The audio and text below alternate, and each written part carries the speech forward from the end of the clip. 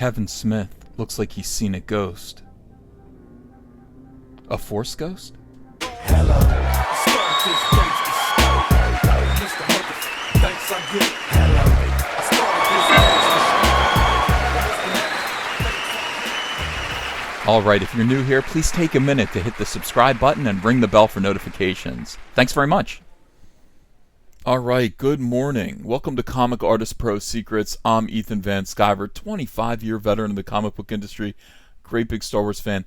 Glad to have you with me as we look at Kevin Smith here, weeping openly about visiting the Star Wars Episode 9 set, and he singles out one amazing performance. This is a great article to wake up to from /film.com, big SJWs. It means they're going to have SJW senses of humor, which aren't funny. They're not funny SJWs, just kind of use blunt, is it sarcasm? I don't know what you would call it. They kind of say, hey, I am very sad today. Just kidding, I'm happy, ha ha ha. That's SJW humor.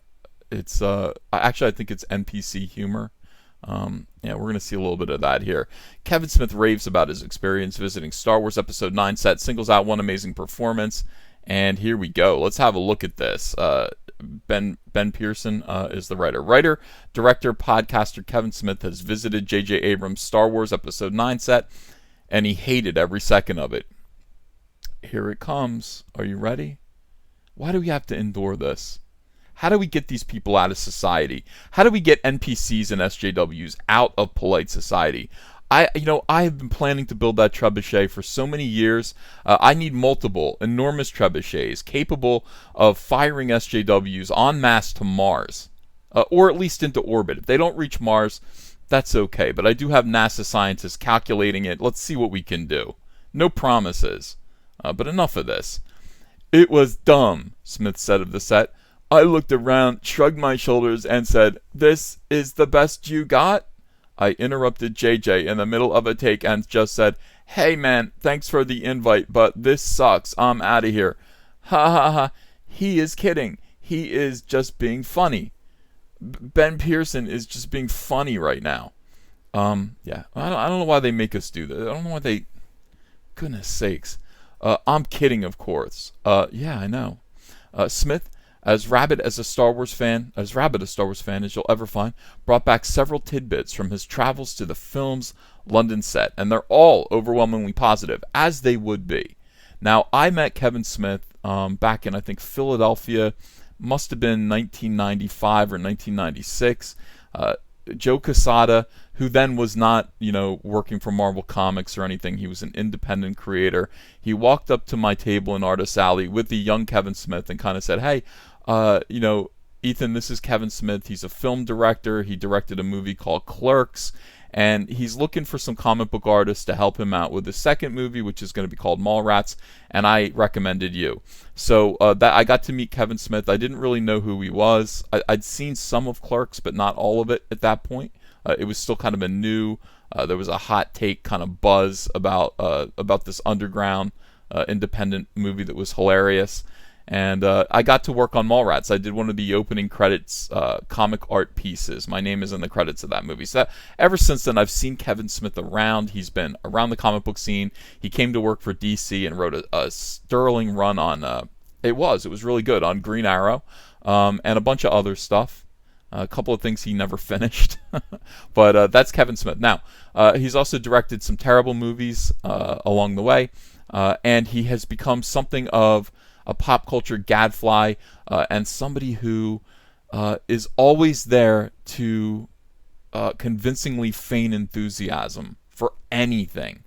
If you want him to talk about The Walking Dead, he'll talk about The Walking Dead. If you want him to talk about the Green Arrow TV show, he'll talk about Arrow. He'll talk about it and enthuse about it and act like he's the world's biggest fan. He'll bug out his eyes. I don't know how old he is. He's still wearing the backwards baseball cap. He's still Kevin Smith. That's who he is. He's just there to be excited and positive and excited and enthusiastic about every single thing. Is that good or bad? No, it's nice, but he is what we would call, God help me, a shill. He's a shill. Nevertheless, I am going to assume the absolute best here because I am still kind of looking forward to episode 9. Alright, so including how he witnessed a performance that drove him to tears. Watch him recount his visit in a video below. We can't do that. That's a Good Morning America clip. You're welcome to do that. Go to the Good Morning America Twitter page. Watch, quote, I wept on set. Can you imagine having Kevin Smith visit you and he just breaks down into tears? I don't know what I would do. I don't want to comfort Kevin Smith. I would, but I don't want to have to do that. Biggest set I've ever seen in my life. Don't be saying that to a woman here while you're, J.J. Abrams is doing the Lord's work. That Kevin Smith joined us on Good Morning America Day. Good Morning America Day with Sarah Haynes and Michael Strahan, and dished on being on the set of Star Wars Episode 9. Okay. Smith was a guest on Good Morning America and regaled hosts with tales of his travels to a galaxy far, far away. In case you can't watch the video above, I'll transcribe the relevant quotes. Alright, so here's Kevin Smith excited about having been on the set of Star Wars Episode 9. He said, number one, JJ is doing the Lord's work, man. Let me explain something. Undoing everything that Rian Johnson did to Star Wars with Episode 8 is actually, factually, the Lord's work. It's non-denominational. I don't care what religion you are.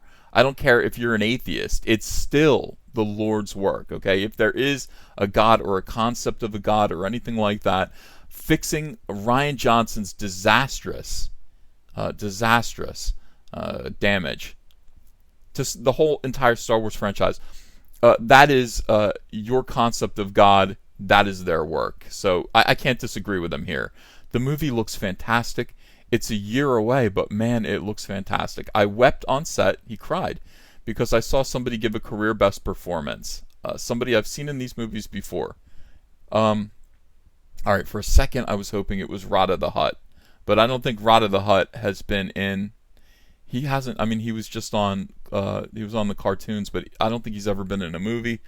So it wasn't Rada the Hutt. Now, if Rada the Hutt was there on the set giving a career best performance, I would cry too.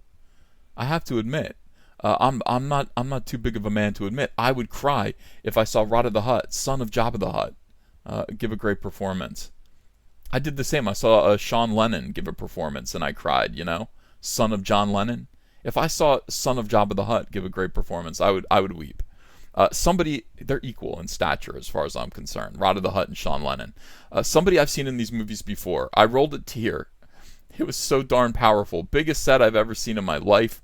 The dude's not directing a movie. It's like he's directing a small country. The thing is so massive. All right. Obviously, well, I think he's referring to Mark Hamill, but he could also be referring to Billy D. Williams, couldn't he?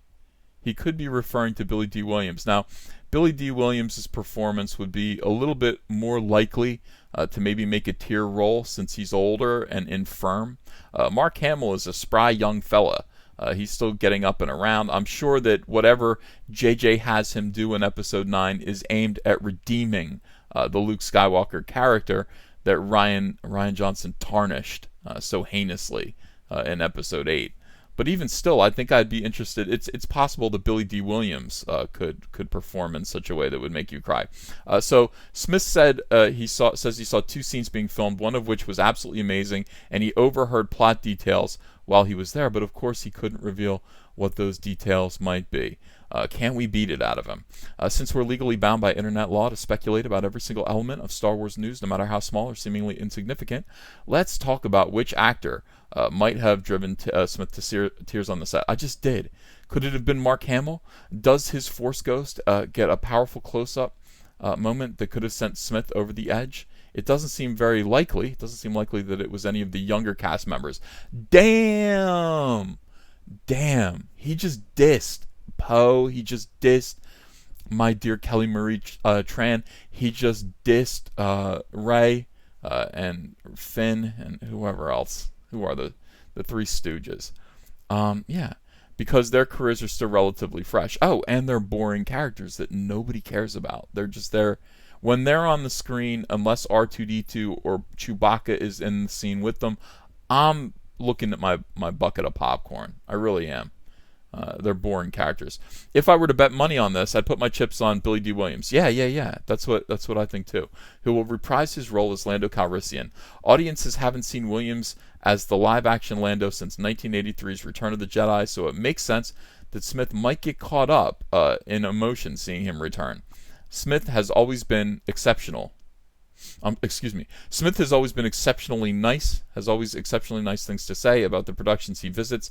He is a shill. I'm sorry. It is true. It's hard to get him to, well, if somebody invites him out, puts him up, gives him some dinners, and all of that stuff, puts him on TV, he's going to say nice things. That's what Kevin Smith does. So he's good at hyping you up. Is he good at giving you an honest evaluation of what's going on here on this movie? No. And not only that, of course, J.J. Abrams is his friend. So you want to bear that in mind as well. Keep in mind that while digesting his comments here. He also visited the set of The Force Awakens and admitted to breaking down into tears on that set as well. Oh God, everything's making Kevin Smith. Kevin, I think you need to get a new act. I think they're on to you here. I think they're on to you. He lent his voice to one of the stormtroopers during post-production on that movie. So there you go. Of course, Star Wars is premiering a little more than a year from now. Star Wars 9. We're looking forward to it in a way. I mean, I guess we're looking forward to it. It'll be fine. But I mean, this is the thing. Kevin Smith, what a life he's getting to lead. Very privileged in geek pop culture. He's able to visit the sets of all of the new Star Wars films. He did get to see a performance that brought him to tears. We're guessing it's Billy D. Williams. That's the performance that I kind of am the most interested in, I must admit. And again, the man cries every single time. He cry every time. All right, thanks everyone. See you again later. Hey, want to follow me on Twitter?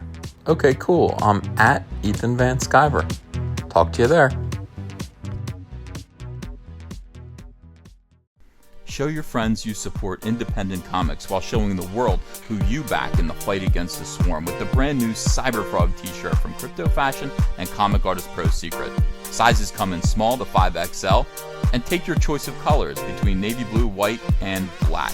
And if you haven't yet, go ahead and order the Fandom Menace, Go Get Daddy's Belt, Tico, and Soilo t-shirts as well. Link is below in the description. You're going to look great. People love these shirts. They fit wonderfully. Thank you very much. If you enjoyed this video and want to become part of this community, subscribe to this channel by clicking the Laughing Man face logo right on your screen. Ring the bell for notifications as well. You'll never miss a live chat. And stay tuned, another video by Comic Artist Pro Secrets is coming right up.